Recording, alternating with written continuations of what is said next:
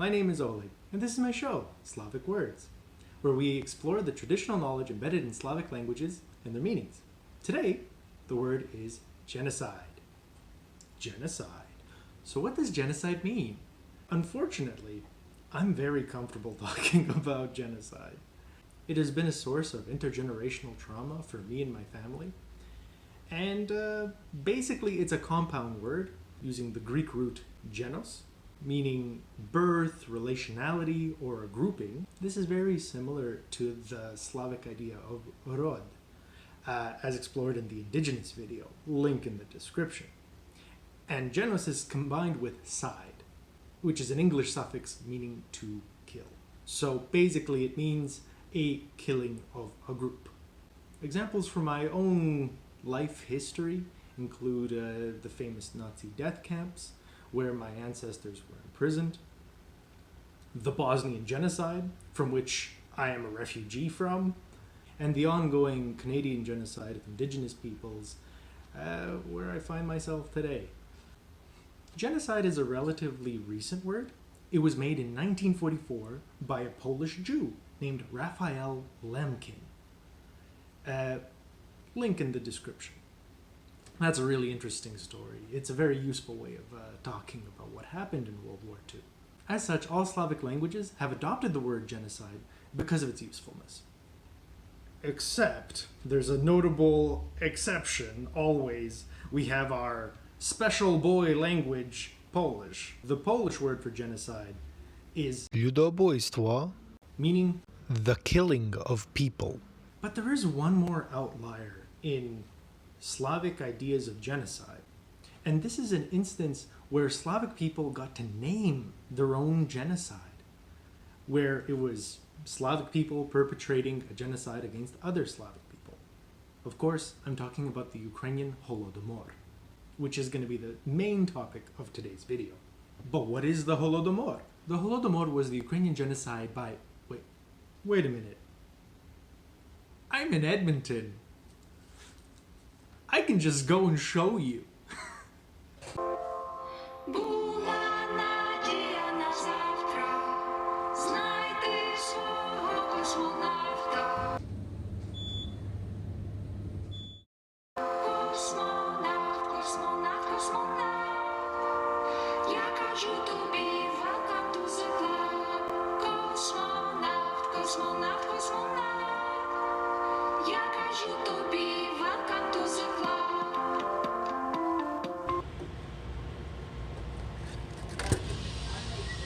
Wow, so we got some great audio quality that was 100% recorded on site. So welcome to the Ukrainian Holodomor Memorial Site in downtown Edmonton. So this was the Ukrainian genocide of forced starvation that happened between 1932 and 1933. At the time, Ukraine was a part of the Soviet Union, and the Soviet Union collectivized all food despite having a very good harvest, to starve the peoples of Ukraine and Kazakhstan. This food was exported to take advantage of a high global grain price due to the American Dust Bowl.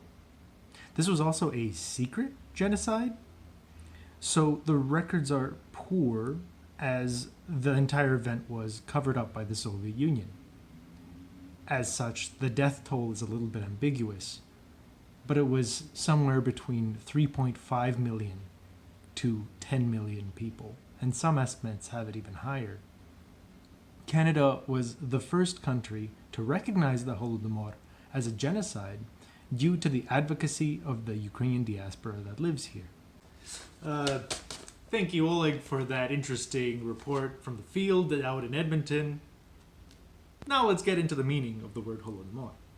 Holodomor is a compound word where the first word is holod, which is the same across every Slavic language except Slovenian, although the H might be replaced with a G.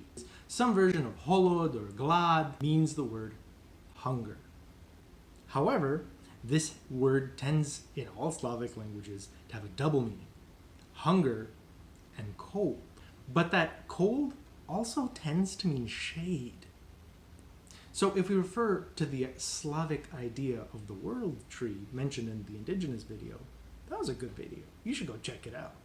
I would like to argue that because of this relationship between hunger, cold, and shade, there is a traditional Slavic idea of hunger being a blockage from the earth. Now let me explain that a little bit. So you imagine you have a tree and you get shade and cold because you're blocked from the sun. The way that hunger fits into this is a similar kind of blockage from the earth that gives you food. I propose that a traditional Slavic idea of hunger is like a shadow cast by the earth onto a person due to the ubiquitous duality of the words hunger and shade in Slavic languages. I think this is a very useful idea because it would call into the attention what is causing a shadow onto a person between the earth. What is breaking that relationship? But we'll get into that a little bit more later. The second word in Holodomor is mor, which in Ukrainian and in the southern Slavic languages is the root word of tired or exhausted. But again, it has a second meaning, which shows up across all Slavic languages and even in English. That doesn't happen a lot. The mor part of Holodomor shows up in variants of the Slavic words koshmar or nochna mora, which is a direct translation of the English word nightmare. The mor is the same part as a mare. The mare part of a nightmare refers to a night spirit, usually a female, who is believed to sit on the chest of its victims at night, and it drains their life force. And this is literally what people believed a nightmare was. The Catholic Church, for example, had a different name. They had a Latin name for this spirit. They called it an incubus. So that was a lot of words. That was a lot of different ideas that might not seem connected. But let's dive into it. The word Holodomor is a compound word between two words, holod and mor. Holod means hunger in this concept, but it could also mean cold. So in the same way, cold is a result of a blockage from a heat source, cold is a result of a blockage from a food source, meaning the earth. And we see these ideas of these land relationships forming the basis of not being hungry, being so important across Slavic languages. Check out my video on community if you're interested in that. Link in the description. And then mor means exhaustion, in a comparable way that a malevolent spirit would suck the life out of you. And when you combine the two words together, it could be said that the Ukrainian genocide was an act of blocking the relationship between the Ukrainian people and their land until they died of exhaustion. This act was spiritually exhausting in the same way that a demon would attack you. When I hear this word, I hear the way that my ancestors conceptualized and talked about their trauma and what they survived through to be able to make sense of it and cope with its repercussions. When I was young, the survivors of the Holodomor used to come to my school, and they would tell us what they lived through at this time. When the Soviet Union took their grain, and then their livestock, and then everything else. They started eating the frogs, the birds, the rats, the bark from trees, the grass, until there was none. And they told me how if you had a bread the size of your fist, you knew you would make it to the next day. This was a terrifying situation. And the word Holodomor is a really good way of respecting that genocide.